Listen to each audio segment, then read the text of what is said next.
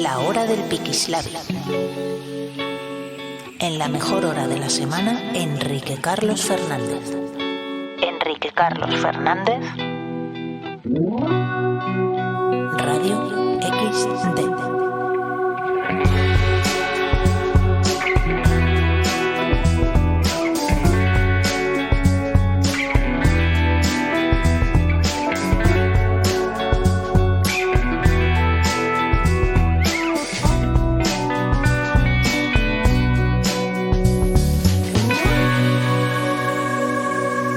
Radio XD.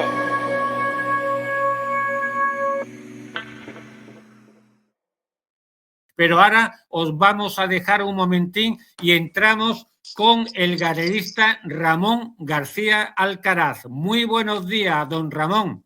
Buenos días, Enrique, ¿cómo estás? Don Ramón, para mí de verdad es un placer, no diría casi orgásmico, porque todavía estamos en horario infantil, pero don Ramón, usted ha sido una persona que de alguna forma ha sido un dolor de muelas en el mundo del arte, don Ramón. Bueno, la verdad es que no he querido ser un dolor de muelas, pero la dignidad y el honor, ya que estamos entre militares, pues también está en las personas civiles. Y ya a mi edad, pues no comulgo con ruedas de molino y las injusticias, pues la verdad es que las denuncio, y en las injusticias en mi ámbito, en el mundo del arte, las denuncio y lucho pues para que haya una mayor transparencia, ¿no? Y bueno, pues a veces me han ocurrido cosas, porque cuando a veces nadas contracorriente, pues es un problema. Estupendo, estupendo, don Ramón. Además está usted en la radio ideal, ya que nuestra radio va en contra del nuevo orden mundial, en contra de los mafiosos, en contra de los hipócritas, como decía Oman Cleimán. Prefiero por la mañana el rezo, perdona. Prefiero es que me lo sé de memoria, ¿no? Prefiero por la mañana el rezo de el eructo de un hipócrita, prefiero por la mañana el eructo de un beodo, fíjate tú, esta frase me la sé yo cuando tenía 18 años, prefiero por la mañana el eructo de un beodo al rezo de un hipócrita. Y realmente usted es una persona no solo sincera, sino coherente también con su forma, con su profesión, porque además, don Ramón, usted denunció a IFEMA, a la famosa exposición de arte mundial Arcos. Sí. Yo estuve participando en la Feria de Arco desde el año 91 hasta el 2008, 17 años ininterrumpidamente. Pero el éxito que estaba teniendo en la feria, a nivel de medios de comunicación, a nivel de coleccionistas, a nivel de ventas también, pues provocó, más que admiración, provocó envidias. Y entonces el comité de selección para entrar en esa feria está formado y sigue estando formado por galeristas en activo, es decir, como colegas míos, galeristas en activo que participan en la feria, con lo cual ellos tienen el poder de quitar y de poner aquellas galerías españolas que les puede hacer sombra. Y entonces me echaron de una forma injusta y yo pues demandé a IFEMA, demandé a la Feria de Arco, y el Tribunal Superior de Madrid pues me dio la razón los tres jueces. Me dieron la razón los tres jueces, pues diciendo pues que en esa feria no había una libre competencia, no había un sentido de compañerismo y de dejar a la gente libremente ejercer su profesión. Y la gané. Lo que pasa que don Enrique, la gané, pero me quedé con el honor y con la dignidad de haberlo ganado, porque la feria sigue con las mismas pautas y sigue absolutamente con el mismo régimen de galeristas que son jueces y parte. Qué barbaridad. O sea, realmente para que hablemos en plata, y con perdón a lo mejor, don Ramón, pero sigue la misma mafia entonces. Sigue exactamente, es la misma mafia. Qué barbaridad. Desde Además luego, con el agravante de que es suelo público, porque si una feria de arte en Europa y en América, casi todas las ferias de arte, por decir el 98% de las ferias de arte, son de capital privado. Entonces tú en un club privado, pues dices, tú entras o no entras, porque es claro, privado. Pero en el claro. caso de IFEMA, es suelo público. Es Comunidad de Madrid y es Ayuntamiento de Madrid, con lo cual las normas de la Administración Pública debería. Por eso el Tribunal Superior de Madrid me dio la razón con toda la dignidad de la justicia. Claro. Pero después, pues los políticos pues tienen sus intereses, tienen sus organizaciones, es una estructura ya muy endémica, con muchos cimientos y bueno, pues funciona así. De hecho, ya no me han vuelto a admitir, porque lo intenté 2 o 3 años más, pero mis Pues, colegas. pues a denunciar otra vez, don Ramón, No, porque además, yo ya no tengo. La denuncia cuesta mucho dinero. Imagínese el dinero que yo sí, me puedo gastar en unos abogados para vencer a los abogados de IFEMA, que sí, pagan todos los madrileños. Es decir, yo pagué la parte que me corresponde de mis impuestos a los abogados que iban en contra de mí y sí, además los míos particulares. El esfuerzo sí, es muy grande y la comunidad sí, artística mira para otro lado. Estamos en unos tiempos donde sí, la mediocridad es el baluarte y entonces lo que nos queda a los intelectuales, a mí no me gusta calificarme así, pero bueno, a los que sí. nos dedicamos al pensamiento y nos dedicamos al arte, la verdad es que yo nací en Cartagena, tengo parte de mi familia es militar y el honor y la dignidad Mira, viene de ellos.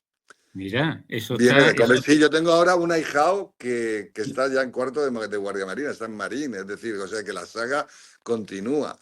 Es decir, qué bien. y eso cuando lo ves en tus tíos, en tus abuelos, esa dignidad, ese honor, esa, mirarte a los ojos y tener muy claro la disciplina también la tengo, porque la he palpado, vengo de Cartagena, es decir, Claro, de 5 generaciones. O sea, desde que- luego, desde que luego. estoy como en casa en tu programa, estoy como en casa. Qué bien, don Ramón. Así que vamos a llamarnos, nos tuteamos, ¿eh? Vamos Hombre, claro, porque yo soy casi parte de tu familia, por lo menos desde el punto de vista hombre, eso intelectual. luego lo vamos a hablar porque eso es Luego lo muy hablaremos. interesante. Es Vale. muy interesante. Antes de preguntarte por una persona, te voy a decir que yo conocí a Margarita Aizpuru, te sonará Margarita Aizpuru, ¿sabes? Que Sí, sí. además Juana, vivía Juana, aquí. Juana, Juana de Aizpuru, perdona, Juana Juana de Izpuru, Aizpuru. que se Es que acaba de Margarita, retirar, se acaba de retirar. De la sí, señora no hablemos de exactamente. la edad, no hablemos de la edad, Claro, claro. Es pero que se yo ha era, retirado con bastantes años. y con bastante dinerillo, porque a esta mujer le gustaba mucho el dinerillo. Yo iba mucho a su casa porque yo era amiga de Margarita, su hija, una de sus dos Sí, hijas que bueno, tiene. ella es sevillana, además. Claro, es sevillana, si además vivía en Los Remedios, en la calle Asunción. Yo siempre que iba a su casa, siempre estaba vestida de punta en blanco. Era una mujer increíble. Un pintón, Sí, sí, un sí, pintón de señora, totalmente. sí, sí. Sí, totalmente. Y la hija Margarita, pues resultó que al final pues se metió la pobre a lesbiana porque tuvo un trauma con uno de sus novios que salió en una revista porno y bueno, es una historia, la verdad que es muy bonita la historia, pero eso aquí ahora el protagonista Eso eres no lo tú, sabía, Ramón. no lo sabía, no lo sabía yo Sí, eso. sí, pues para que tú veas que el mundo es muy chico y todos nos sonamos los mocos en el mismo sitio, en el mismo sitio. Ramón, Ramón, ¿qué te dice a ti este escritor? Vladimir Nabokov.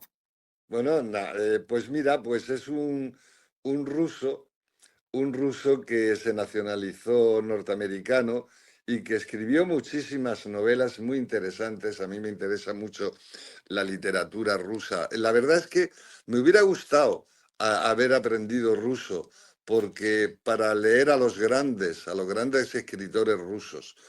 Pero bueno, él tiene una novela que se llama Lolita. Oh, Lolita, que después esa Kubrick, novela me pone, ¿eh? sí, Kubrick además hizo la película de Lolita, la pasaron a guión de cine.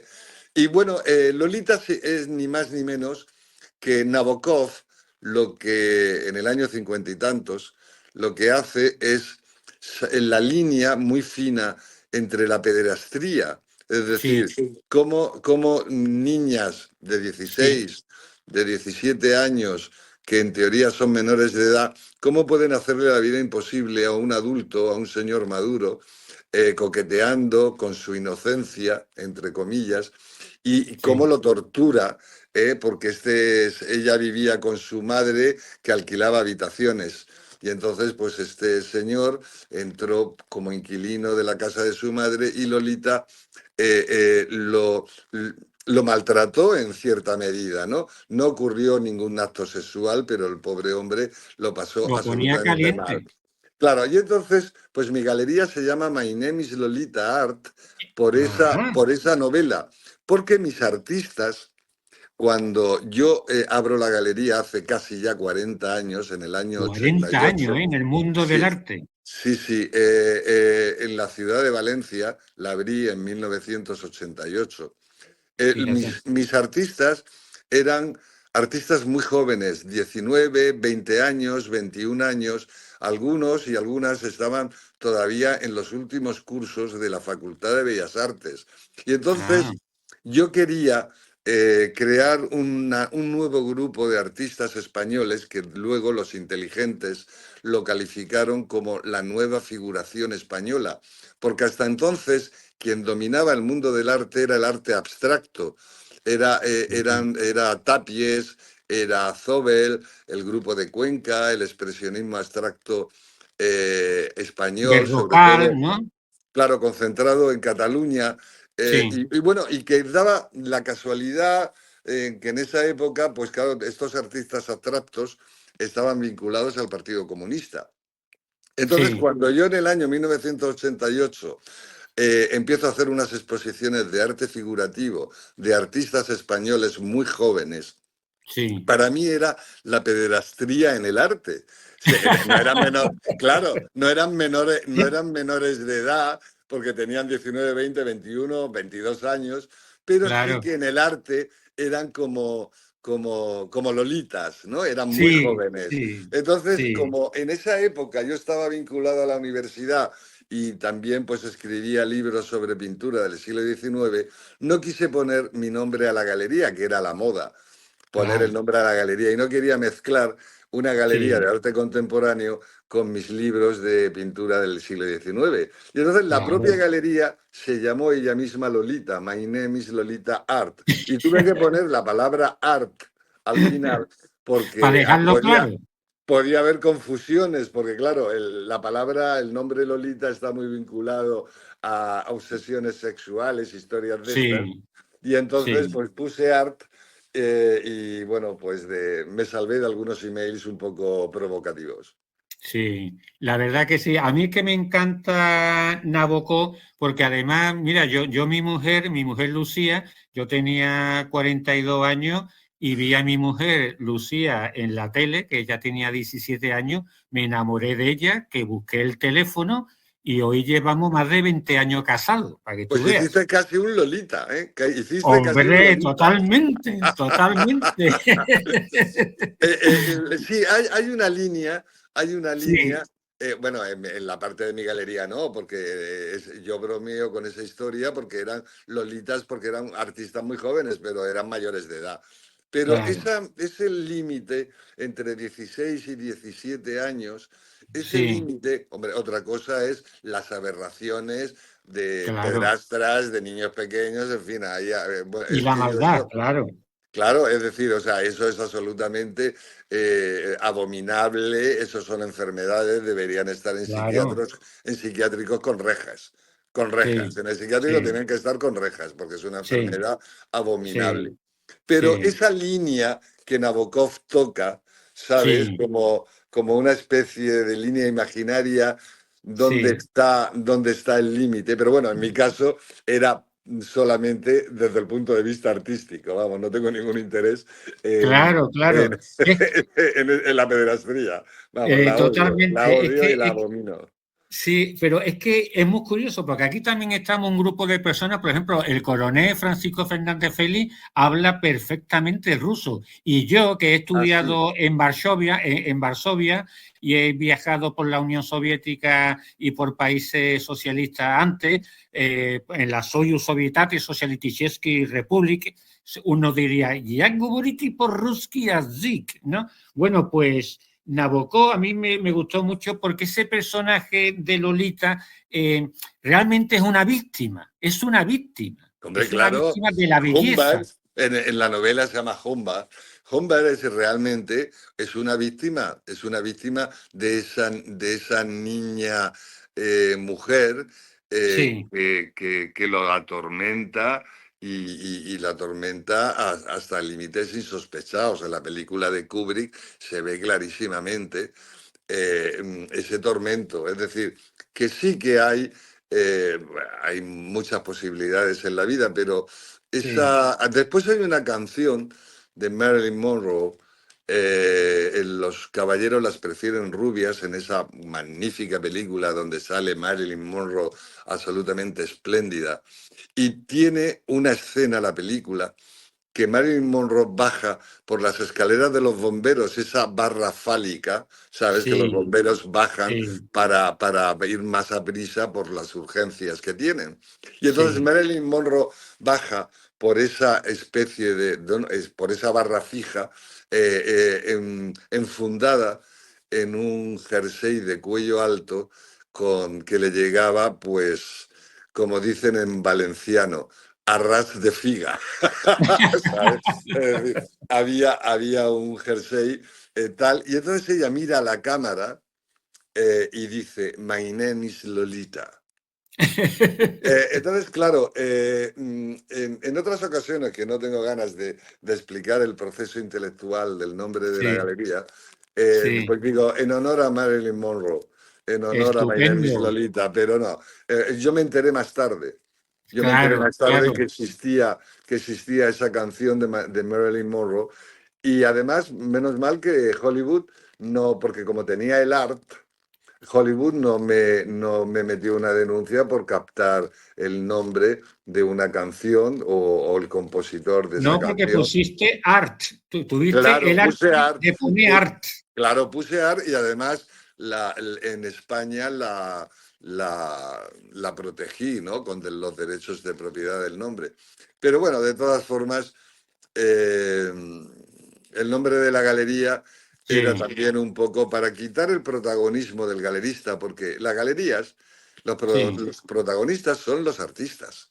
Ahí está, ahí está. Claro, entonces a mí que la galería se lleve el nombre de galerista me parece un poco pretencioso Sí, por parte sí, del galerista, porque la sí. estrella no somos los galeristas, las Claro, estrellas son los artistas. exactamente, porque para que el público lo sepa, realmente un galerista lo que hace es promover y lanzar al mundo de la cultura y de la pintura, pues a sus pupilos, por Exactamente, llamarlo. es promoción, es la promoción, Claro, Enrique, es la promoción.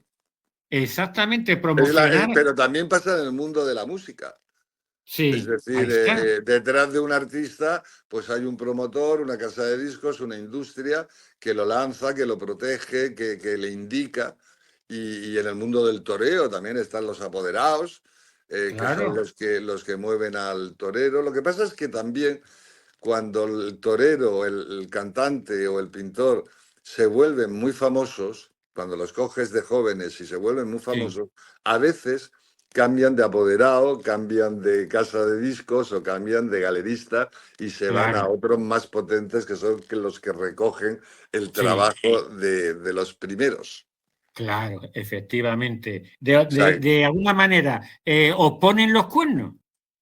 hombre, nos ponen los cuernos, pero bien puestos. Es decir, o sea, que todo el trabajo, todo el dinero invertido, si tienes la suerte de que el artista comienza a ser reconocido en el mundo, pues, lógicamente hay otras galerías muy potentes, multinacionales, que recogen Sí, a esos artistas ya que empiezan a ser conocidos y se ahorran todo el trabajo realizado anteriormente. sí. A mí afortunadamente, casi el 70% de los artistas que yo metí en la Promociono. galería han tenido un éxito total. Y yo he Sí, sufrido esas traiciones, sobre todo cuando me echaron de Arco. Cuando me echaron de Arco, uno de los sí, daños colaterales que hubo fue que artistas de mi galería dejaron la exclusividad y se fueron, porque si yo ya fíjate, no estaba en la Feria de Arco ya no les interesaba. Y se claro. olvidaron que en un momento fueron lolitas, Sí, ahí está. que no los La verdad conocía nadie. que te has sentido un poco como utilizado también, ¿no, Hombre, Ramón? hay una frase de uno de ellos, que es muy conocido ahora, Sí, que me resultó muy doliente. Esa frase me dolió. Y fue cuando le cuenta. dije, pero ¿cómo me haces esto después de 25 años de trabajar juntos en equipo y llegar a Fíjate, donde has llegado? Y me miró y me dijo, ya te he dado bastante dinero a ganar. fíjate, Me fíjate. había, me había puesto en el lugar de un simple comisionista. Sí, sí, sí, sí. Olvidándose de las De lo ferias espiritual. internacionales, no, de los préstamos al banco para pagar una feria para promoverlo, Fíjate. olvidándose de todo De eso. todo eso. Sí, al final, después de 25 años, porque cuando llegan, los artistas son muy egocéntricos y cuando llegan a ser conocidos y famosos, eh, piensan que es por ellos mismos, que es por su arte. No piensan que detrás hubo una persona en la sombra discreta que Sí, empezó a mover, que empezó porque estos son partidas de ajedrez.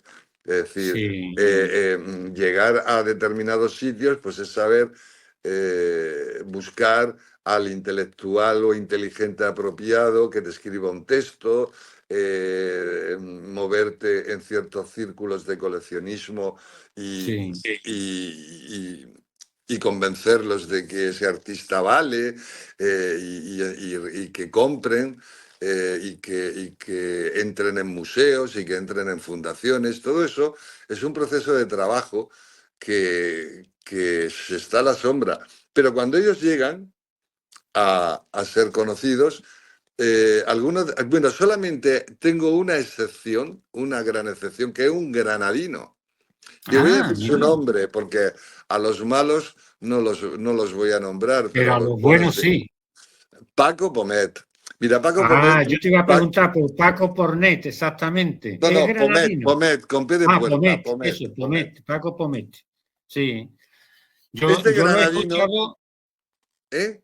no, que yo lo he escuchado en varios periódicos de tu mano, curiosamente, porque el ABC, La Razón, todo eso han hablado de ti y de Paco Pomete, Claro, como, es que Paco Pomet Paco Pomet, mira, tiene una exposición en mi galería en el mes de junio, el mes que viene. Y ah, cumplimos mira, 20 años juntos. qué Paco Pomet debe barbaridad, tener ahora 50 años. O qué sea, entró en bonito. la galería con 29, 30 años. Entró en la galería justo cuando conoció a su novia, que ahora es su mujer y que tiene 2 hijos maravillosos con ella. Ah, Y mira, entonces, sí, este artista que no era conocido en aquella época, pues seguí trabajando con él como con los demás. Bueno, pues el grafitero Banksy, sí, que te suena un sí, hombre, grafitero de claro, esos famoso que grafitero, nadie, el claro, famoso Banksy, bueno, pues una vez sí, estando en la feria Pulse de Nueva York, en un sí, marzo del 2015, que ajá, estaba perdiendo en esa feria hasta los zapatos. no me digas, Sí, sí, sí, una feria lo de esas. vendió todo. No, no, no, no, estaba perdiéndolo todo. Ah, hasta los zapatos, ya, Claro, ir ya, a una feria a Estados Unidos, a Nueva York, son mínimo $30.000, qué 28.000 barbaridad. euros, Uf, mínimo de gastos. Y el primer día de la feria me reservaron 7 cuadros, que estaba muy contento, pero conforme iban pasando, la feria duraba 4 días, conforme sí. iban pasando los días, se me iban cayendo las reservas. No me digas, ¿y eso por qué? ¿Debido a qué? Pues porque tuve mala suerte en las ferias y las ferias son como las tómbolas, si tienes suerte, si no tienes suerte, si se cruzan Sí, los astres, es decir, no tuve ningún éxito, pero fue maravilloso haber estado en Nueva York, la idea claro. fue maravillosa, porque allí el equipo de Bansi vino a hablar conmigo, Ajá. diciéndome que estaban muy interesados en Paco Pomet, que habían visto su obra por internet, pero que se Sí, habían acercado a Nueva York, los británicos, los ingleses, se habían acercado a Nueva York porque querían sí. ver la obra en directo. Ajá. Entonces, pues negocié con Bansi el evento que luego se inauguró en agosto de ese mismo año, del 2015, en Weston-super-Mare, al suroeste de Inglaterra, en un antiguo balneario. Claro, me Oye, qué hicieron bonito. firmar unos pliegos de confidencialidad tremendos, no podía decir nada hasta que Bansi, porque este juega con el secreto y con su identidad oculta y todo esto. Y Sí. entonces ese evento de Bansi, donde estaban también, bueno, Paco Gómez fue el único pintor europeo, no grafitero, pintor europeo, que estuvo invitado a ese evento en Gran Bretaña. Los clientes de Bansi, incluso también estaban artistas como Damien Hirst, que es uno de los grandes internacionales ahora mismo. Estaba también James Kuhn, el del perrito con las macetas que hay en el Museo Guggenheim. Sí. Es decir, de Bilbao. Es decir, que estuvimos absolutamente con la creme de toda la internacionalidad. O sea, cuando yo entro esa noche al balneario donde había trabajado durante un mes para colocar todas las pinturas de Paco Pomet que me habían pedido, la alcachofa que me ponen para la entrevista es la BBC y la CNN. Mm, Claro, es decir, porque yo en la larga carrera que tengo, pues me han puesto alcachofa de la televisión española, de Telemadrid, de lo que sea, ¿no? Pero sí. cuando a ti te ponen una alcachofa y te hacen preguntas y ves las letras BBC, Sí. te Eso pasmas. impresiona. Claro. Entonces Eso impresiona. ahí me di cuenta que aunque mis paisanos españoles me habían echado de la feria en suelo público de IFEMA, en ese momento yo estaba con la bandera de España y bien digno, estaba absolutamente dando una charla o una entrevista que hasta mis amigos australianos me llamaron por teléfono porque me vieron inmediatamente. Es decir, y Impresionante, ahí fue Ramón. la internacionalización de la galería. Claro. Ahí la galería, claro, porque a mí cuando me echan de Arco no me echan solo, a mí me Sí. echan con ocho galeristas más. Y el Ocho resto, galeristas más que son más o menos honestos, honrados y buenos no, profesionales. que tenían éxito, que vendían, Claro, que les claro, molestaba. la envidia, Claro, Ramón. claro, no te admiran, en España no te admiran, te envidian. No, te envidia, exactamente, ahí Claro. está, ahí está. Ortega y Gasset ya lo dijo a principios de siglo. En España, clavo que sobresale, ¡pum! Martillazo. Ahí está, ahí está, ahí está. Y tan Pues, dado de martillazo que no vea, claro, claro. Ramón. Pero Y bueno, pero claro, las otras ocho galeristas que echaron cerraron sus galerías, porque cuando a ti la feria más importante de España te dice no entras, pues pierdes pues te clientes, hundes. claro, que hay unos daños colaterales. Así que la única galería que quedó viva Sí, de aquella explosión fue la mía. Y yo en el fondo, cuando le metí la demanda a IFEMA, cuando conseguí esa maravillosa sentencia que me devolvió la dignidad y el honor, pensé y se la brindé a los otros 7 colegas que ya sus galerías no pudieron sobrevivir a ese envite, claro. a ese envite no pudieron. Y yo, sin embargo, pues me veía en Inglaterra con grandes artistas internacionales que sabes cómo me los metí en el bolsillo.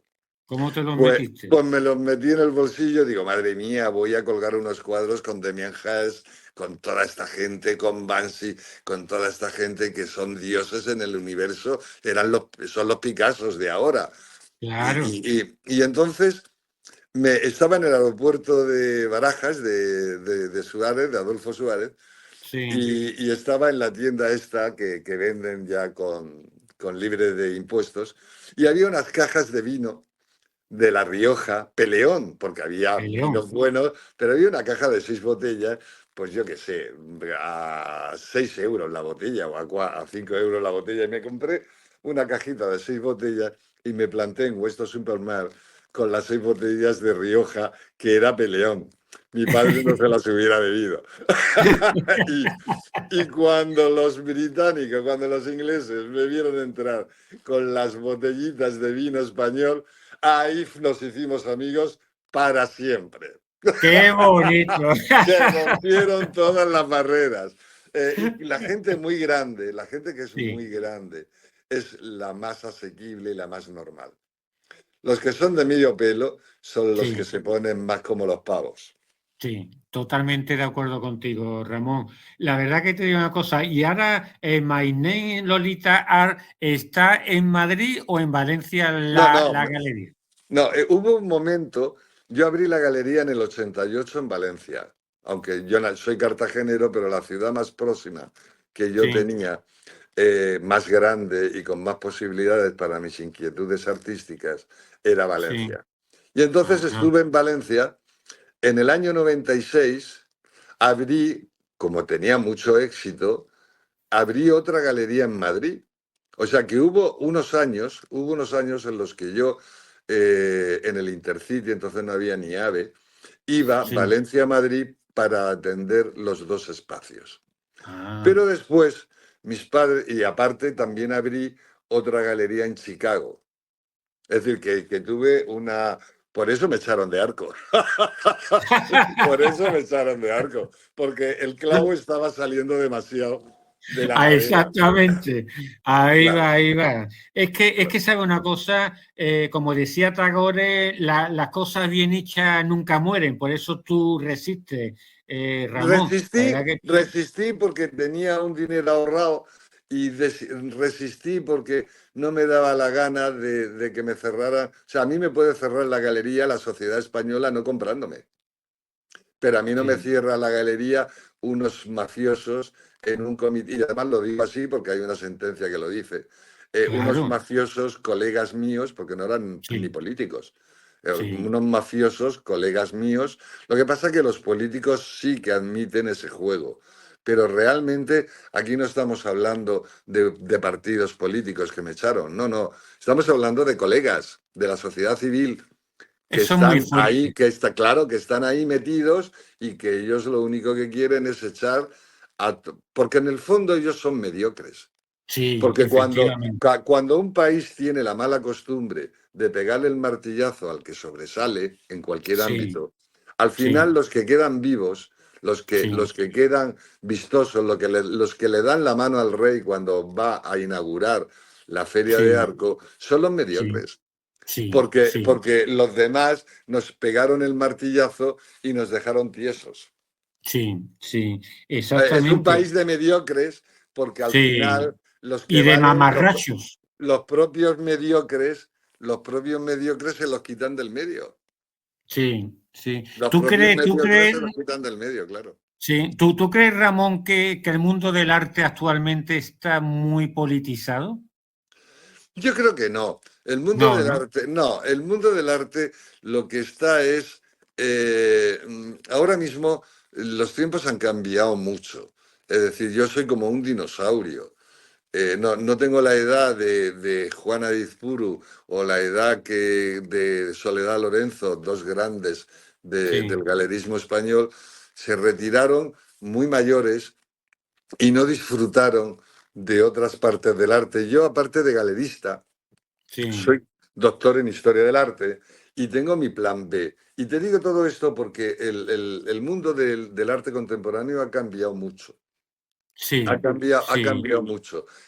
Ahora mismo sí, las nuevas galerías ya no tienen espacios fijos, espacios físicos, algunas de ellas no tienen ni espacios físicos. Es fíjate. decir, trabajan por internet, hacen Sí, lo que se llama ahora, que me fastidia mucho emplear la palabra inglesa, pero es pop-up. Un bueno, pop-up significa sí. hacer exposiciones rápidas y fugaces. Es Ah, decir, alquilo un bajo por 300 euros, 4 días, cuelgo una exposición, reúno a una serie de coleccionistas, a los amigos del artista, organizamos los negocios ahí y después ya se cierra, dejo el bajo y a otra cosa. Es decir, que ahora mismo Internet, las redes sociales, han, han hombre, han copado, politizado, han claro. politizado en cierta medida, en el mal sentido de la palabra. Fíjate, te voy a contar una cosa que me costó un disgusto tremendo con Sí, los catalanes, sí, pero es que fue verdad. Mira, la única política de arte contemporáneo que se ha hecho con sentido común en España fue en la época sí. de Franco. Fíjate, qué bonito, qué bonito. Fue en la época de Había, Franco. Y había ya te puedo, profesionalidad. no, y te puedo asegurar que no soy sospechoso de admirar la época de Franco. Pero Sí, al sí, final, un pero historiador, eres claro, honesto pero al y final, reconoces lo bueno. claro, y entonces hubo una editorial catalana que me pidió que hiciera el estudio científico del arte contemporáneo español desde los años 50 hasta los años 70. Y Sí, entonces, pues claro, tuve que hablar. Mira, en los años de Franco había sí, un sevillano, fíjate, era sevillano, no recuerdo ahora sí, el nombre, que era secretario de Estado sí, para exteriores. sí, Y la Bienal famosa de Venecia, la Bienal de Arte de Venecia, que sigue siendo sí, pues un first class ahora mismo en el mundo del arte, sí. la Bienal de Venecia depende no del Ministerio de Cultura, depende del Ministerio de Exteriores. Qué Y curioso. entonces este secretario de Estado de Exteriores, pues era Sí. un sevillano inteligente. Y daba Mm, igual en qué época estuvo viviendo. Pues claro. estuvo sirviendo a España pues en la época franquista. Y Ah, entonces, pues este hombre dijo, tenemos a unos artistas... Bueno, el pabellón de Estados Unidos que iba a la Bienal de Venecia, sí, el pabellón de Estados Unidos, los americanos traían a Rothko, a Pollock, traían a todos los abstractos americanos que los querían enfrentar al pabellón ruso, que traía el realismo ruso, la figuración esa de comunista del pueblo y de tal y que cual, que era una figuración muy sí. fuerte, y los americanos traían a la Bienal de Venecia, llevaban ese año, era el año 60 y tantos, llevaban ese año a los expresionistas abstractos americanos, esos que dan brochazos así, bla, bla, bla, diciendo que la Sí, libertad democrática de Estados Unidos frente a la rigidez del dibujo lineal de los rusos. Y entonces este ujú, secretario sevillano dijo, vamos a ver, en España tenemos a los comunistas estos abstractos que no le molestan al régimen porque al no ser figurativos, pues no hacen figuras que vayan contra el régimen franquista. Con lo sí. cual, son los que pegan manchas, lo que hacen garabatos así, fla, fla, fla, ¿eh? Y dice, pues a estos los vamos a llevar al pabellón de España, en Venecia, coincidiendo con los que traen los americanos.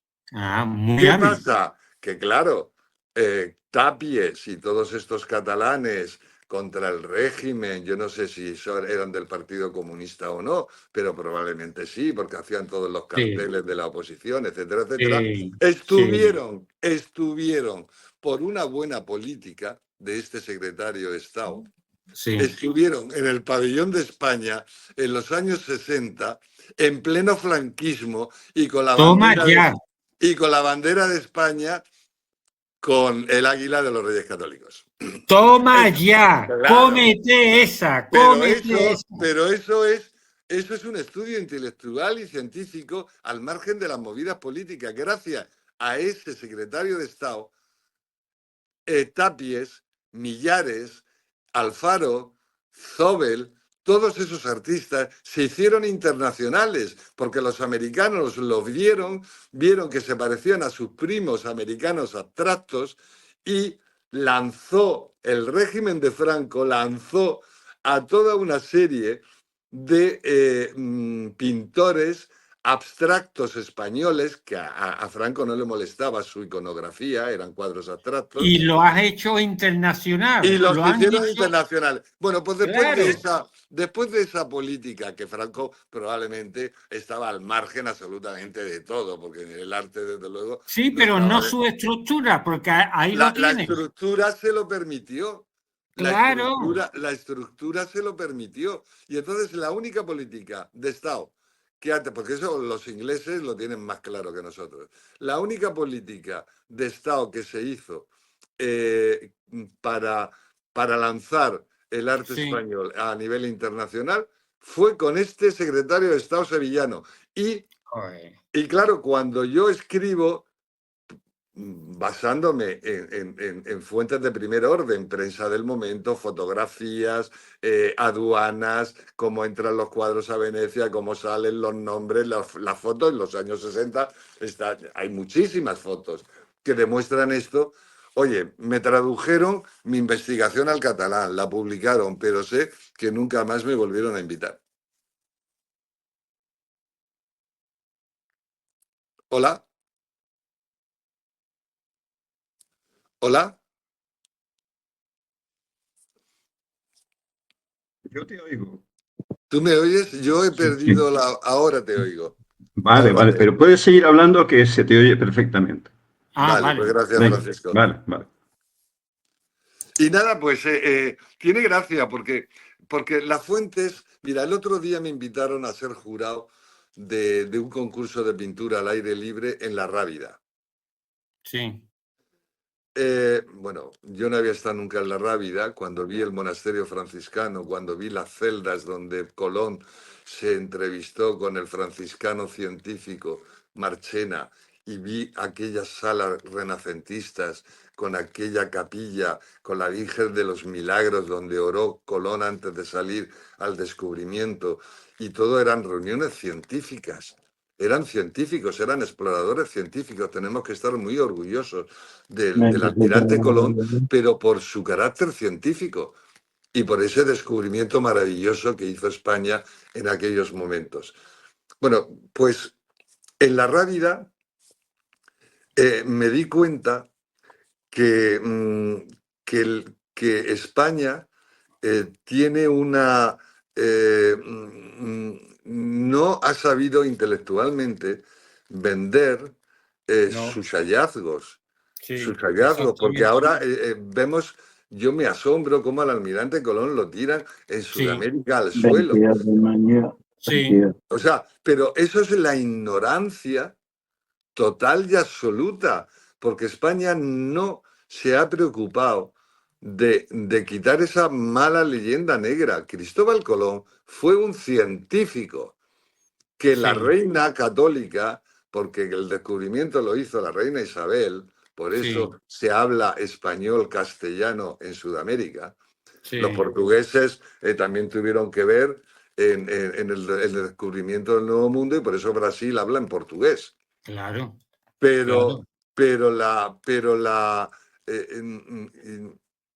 si nosotros hubiéramos hablado realmente de que las intenciones no era descubrir América, era un camino más corto para llegar a las Indias. Sí. Es decir, y que el primer proceso no fue para nada más que descubrimiento. Colón, que tiene el título de almirante porque se lo dio la reina de Castilla, Colón era un científico. Era un científico, y los franciscanos del convento de la Rábida eran también científicos, que no solamente se dedicaban a la oración, que era gente absolutamente que estaba discutiendo si la tierra era plana o era redonda. Bueno, pues en la Rábida, en ese monasterio, hay unas pinturas de Vázquez Díaz. Vázquez Díaz, que es un pintor neocubista de los años 30. Ajá, espérate, un paréntesis, Ramón, un paréntesis, porque aquí es que Vázquez Díaz sé que era discípulo de Muñoz de Gray, y tú creo que eres doctor en Muñoz de Gray, ¿no? En tu doctorado. sea, ¿Puedes, Muñoz de Grey tuvo unos tentáculos muy ¿puedes grandes. contar algo de Muñoz de Grey? Tú Sí, como doctor en pero Muñoz de Grey. te voy a terminar un poco con el proceso que estábamos hablando Ah, antes. de O Vázquez sea, Díaz. Vázquez Díaz pinta los frescos de la Rábida en un neocubismo en los años 30. Pero Vázquez Sí, Díaz era joven y entonces, claro, a Vázquez Díaz le tocó vivir en la época franquista y ganarse la vida pintando en la época franquista como Lola Flores tuvo que bailar delante de Franco. claro. ¿Sabes? Es decir, pues todos los intelectuales españoles no han reconocido en la medida que tiene a Vázquez Díaz y lo castigaron intelectualmente, simplemente porque le tocó vivir y pintar en la época de Franco. Sí, sí, Y me parece de una gran injusticia como el valenciano José Capuz, que esculpió unas maravillosas esculturas religiosas que sacamos en procesión en Cartagena todos los años en Semana Santa. Un sí, pintor un escultor maravilloso, absolutamente art déco de su época, pero como les tocó esa franja de artistas, les tocó crear y ser creativos en una época pues de dictadura, pues han sido los intelectuales somos muy injustos porque unimos la política al verdadero arte y eso es injusto para Vázquez Díaz, es injusto para José Capuz y no fue tan injusto para las folclóricas porque cantaron para Franco y siguen cantando para a quien les toque, ¿no? Que lo claro. que tendría que ser lo más normal. Es decir, que porque un Sí, pintor... Y claro, en esa época franquista de los años 60, pues los grandes pintores abstractos españoles, porque son muy grandes, Tapies, Millares, todos estos, pues estuvieron en el pabellón de España con la bandera franquista, ¿sabes? Allí, pues haciendo sus negocios. claro. Y muy orgulloso, y muy Pues orgulloso. claro, pues cada época tiene su etapa y está el proceso intelectual puro y duro, sin ninguna presión de ningún tipo para hablar de la verdad. Y la verdad es esa. Bueno, y Muñoz de Grey, cuéntame de tu Pues pariente, mira, porque yo la es tu verdad, Ramón, bisabuelo. Es tu que bisabuelo. quiero que el público lo sepa, el público que nos está escuchando, que yo soy bisnieto de Antonio Muñoz de Grey. Por Soy ahí, bisnieto. por eso yo me dediqué 8 años de mi vida a estudiar la vida y la obra de tu bisabuelo, y por eso digo que intelectualmente soy vuestra familia. Ahí Soy de está, vuestra familia, claro. ahí está, ahí está. ¿Cómo era realmente mi abuelo, mi bisabuelo como pintor? Como pintor. ¿Cómo lo ves tú, que Pues, tienes pues el mira, doctorado en Muñoz de Grey? pues mira, tu bisabuelo fue un gran intelectual, no se ajustó a las normas de la academia del siglo XIX, por eso lo elegí, porque era un verso libre. Oh, Y un gran pintor que dominó absolutamente la pintura naturalista y después rompió con las reglas de la academia. Un pintor que además fue longevo, con lo cual se ven claramente sus 3 etapas de juventud, de madurez. No, de juventud sí, de madurez y después de senectud, porque estuvo sí, pintando hasta muy mayor. Tuvo esa sí, suerte, porque en aquella época no se vivía tanto. claro. Fue un pintor absolutamente para que los oyentes o sea, Lo fue conozcan. 20, sí, no, y lo sitúen en la línea Sí, histórica. Es decir, es un pintor de finales del siglo XIX en su plenitud.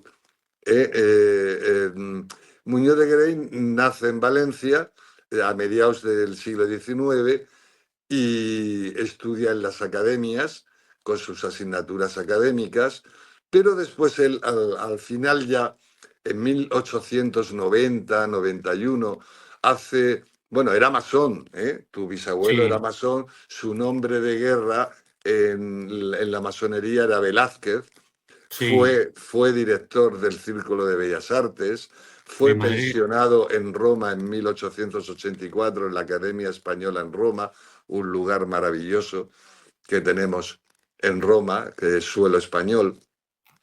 Y, Qué y bonito. después pasó a Madrid, fue catedrático de la asignatura de paisaje en la Academia de San Fernando en Madrid, la que está en la calle Alcalá.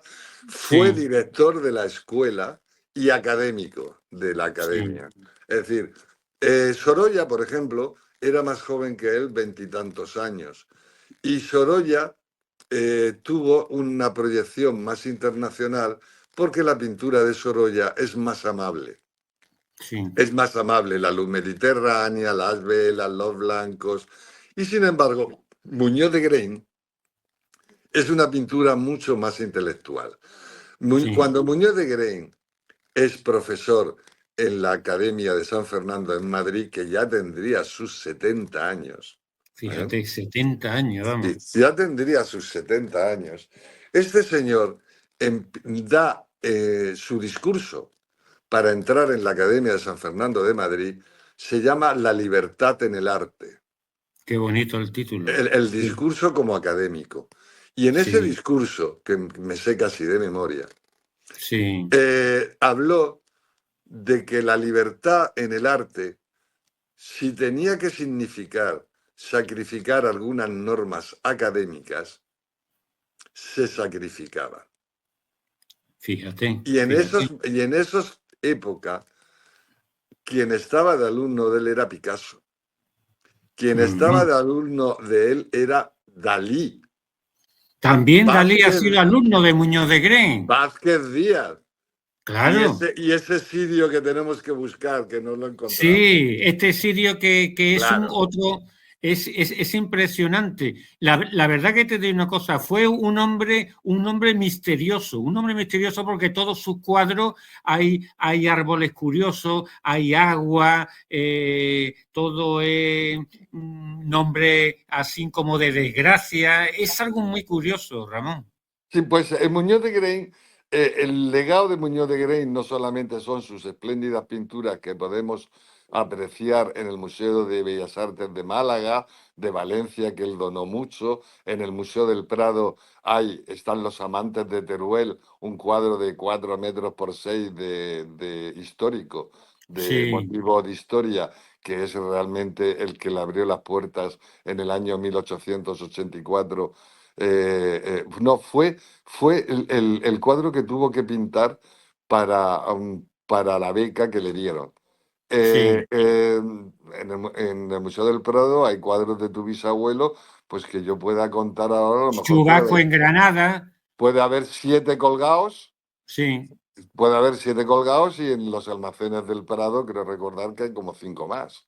Fíjate. Entonces, pero ya no solamente es el prestigio, el virtuosismo que tenía como pintor, sino también la mente inquieta y rupturista y de avance, como ejemplo para las vanguardias españolas. O sea, no se puede entender toda la vanguardia de Picasso, toda la vanguardia de Dalí y todos otros artistas españoles sin el predicamento y las enseñanzas de Muñoz de Grein, porque Muñoz de Grein a estos jóvenes pintores, a estos lolitas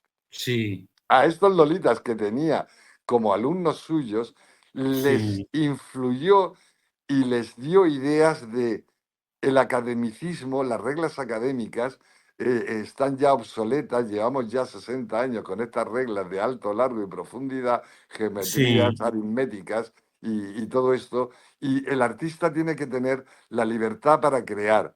Esas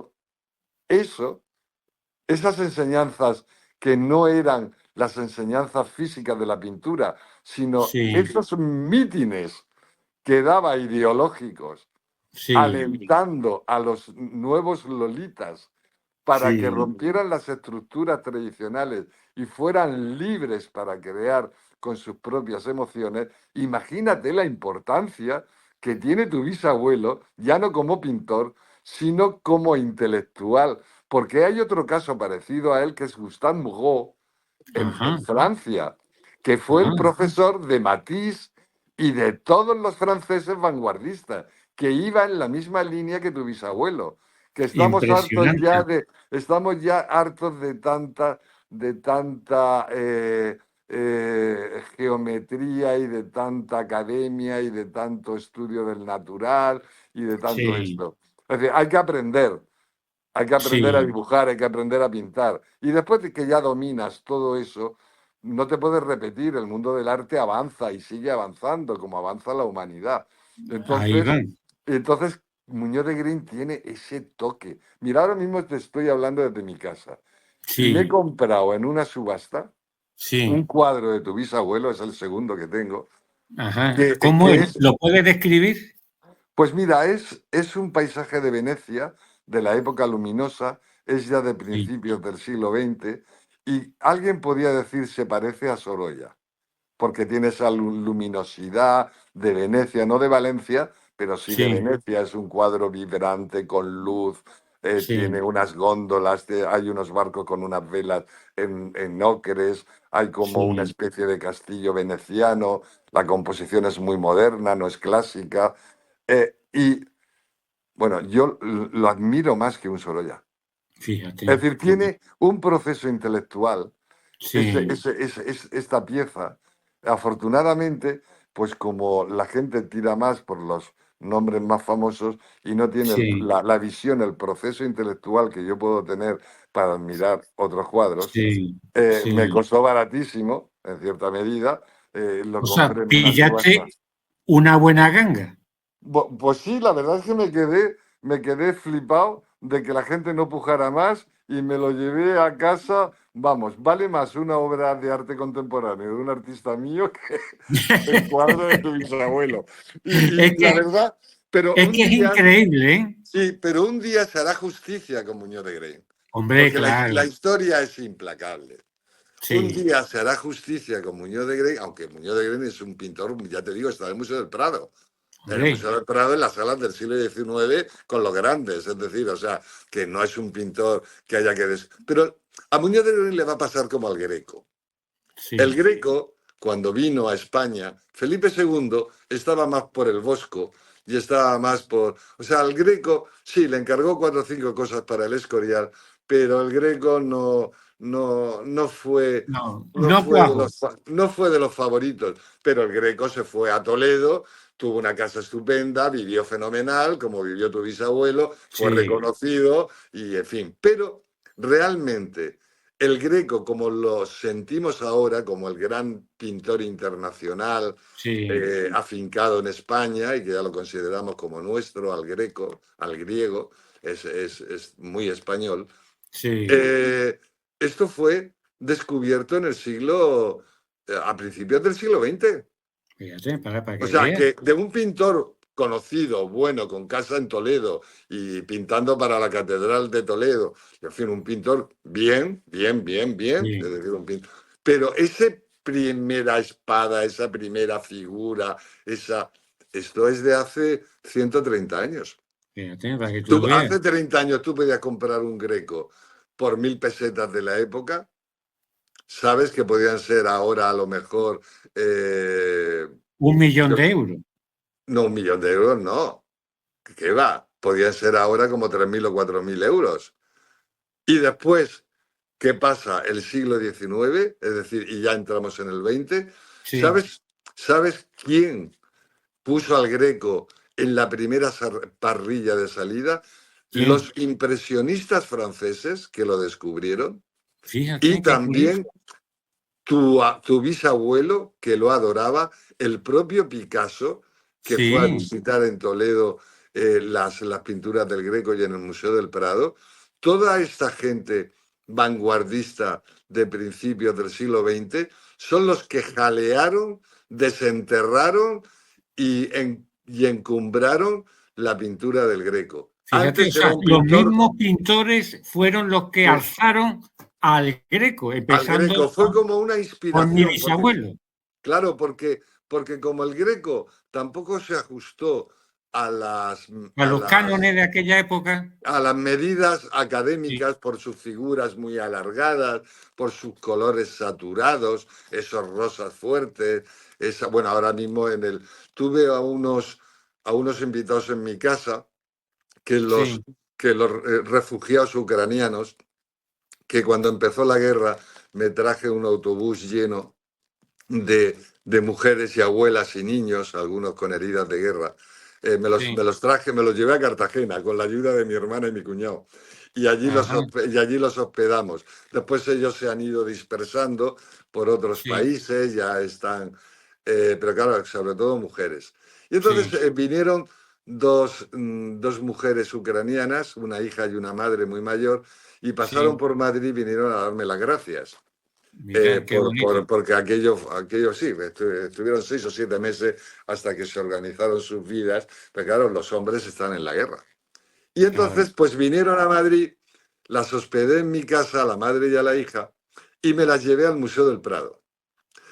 Y descubrí ahora que en el Museo del Prado hay unos cuadros del Greco que están expuestos en la galería principal del Museo del Prado.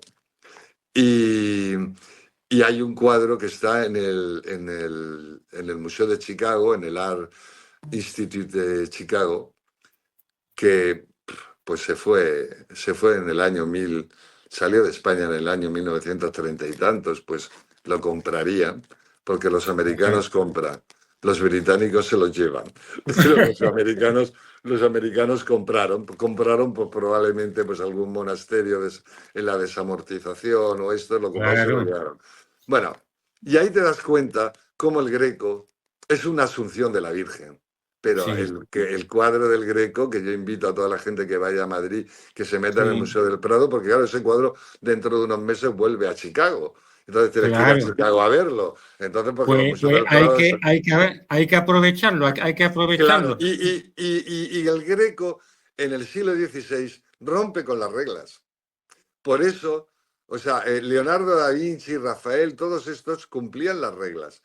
Pero Sí, el Greco era como un iluminado y entonces sí, rompió las reglas de la geometría, de la perspectiva geométrica, los cánones griegos de la figura humana los alargó, empleó unos colores muy saturados, muy fuertes.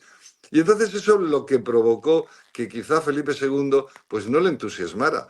Pero pasaron los siglos y las nuevas vanguardias españolas, alentadas por tu bisabuelo, de libertad en sí, el aire, en el arte, vieron en sí, el Greco, 3 siglos o casi 4 siglos después, vieron en el Greco pues un precedente de romper con esas reglas académicas y lo encumbraron. Y ahora un Greco puede costar pues 50 millones de euros en una subasta y hace relativamente 160 años, pues a lo mejor costaba, pues yo qué sé, 1000 200.000 euros. euros. No, Ajá. 200.000, es decir, no. Y a tu bisabuelo yo creo que le va a pasar lo mismo. Es Pues decir, tu bisabuelo en seguramente. el momento que los inteligentes empiecen a unir las teorías de tu bisabuelo ya mayor, alentando a los jóvenes pintores, como lo hizo Gustave Moreau en Francia, Sí, alentar a los jóvenes pintores a que no rompan con las reglas académicas, pero que no son el fin del mundo, sino que se sí, expresen libremente, solamente su discurso como académico, la sí. libertad en el arte. Con eso ya te lo he dicho todo, Enrique. Sí, sí. Mira, Ramón, ya nos queda un par de minutos ya para terminar, para darle paso a los militares. Dime que el próximo mes vas a inaugurar una exposición de Paco Pomet en tu... El Paco Pomet, que es el artista más internacional que tiene ahora la galería, Sí, porque después del triunfo en el evento de Banksy es internacional, sí. y te puedo decir que es un artista que continúa a mi lado, Ah, muy bien, que a muy pesar bien. de los contratos que otras galerías internacionales más potentes que la mía, multinacionales del Sí, arte, él dijo, perdona, en España quien me representa en exclusiva es la galería My Name is Lolita Art. Y me ya. da igual el dinero que me ofrezáis y me da igual lo que sea. O sea, Qué el bonito. pintor de Granada, Paco Sí, Pomet, sí, es, aparte de un increíble y fantástico pintor que dará muchas glorias a España, este granadino, es que además es un señor. Y Sí. inauguro con él el próximo día 21 De sábado 21 de junio. Perfecto. Que sí, quiere inaugurar en sábado porque quiere que venga su madre, porque cumplimos 20 años profesionalmente juntos. Quiere que venga Bueno, su pues yo madre, te voy a decir que una vengan cosa, sus hijos, que Ramón. vengan sus hijos, su mujer. Ramón, el 21 de junio, su Menda Lerenda va a estar allí también en la inauguración. ¿Qué Pues te allí parece? habrá un refrigerio y brindaremos por Paco Pomet y por ¡Hombre! Antonio Muñoz de Graín. Totalmente, ahí estaré y hablaré además con mi compañero Che de la Sierva para que también vaya y también vea tu galería, porque Pues será una fiesta, Enrique. hombre, un fiestón, ¿sabes? Cumpliremos el 20 aniversario por todo lo alto. Así que te lo digo que ahí me vas a ver 21 de junio, ¿vale? Fenomenal. Oye, Diego y Francisco, el comandante, ¿están ahí o...? Sí, están por aquí. Están por ahí, vale. Pues nada, coronel, ¿estáis por ahí? Sí, para despedirme de García. mi coronel y de mi comandante, porque yo hice el servicio militar. Sí, Así sí. que mi comandante, mi coronel, que tengan un buen día y que bueno, pues que muchas gracias, Enrique. De nada, Ramón. Oye, ya quedaremos otro día porque es tan interesante todo lo que he hablado que merece la pena repetir esto dentro de unas cuantas semanas más, a Ramón? mí si un Muñoz de Grain me llama, lo dejo todo. ¡Oh, qué bonito! Muchas gracias, Ramón. Muchas gracias. Gracias a ti, Enrique. Saludos. Hasta luego. La hora del piquislavi. En la mejor hora de la semana, Enrique Carlos Fernández. Enrique Carlos Fernández. Radio XD.